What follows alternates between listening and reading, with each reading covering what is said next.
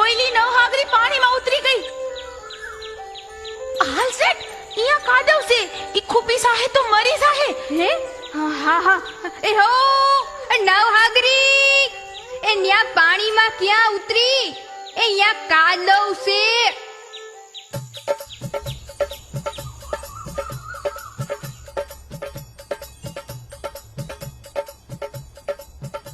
હાય હાય, નવહાગરી એક તો બીમાર છે ને પાછી પાણીમાં ભરાણી.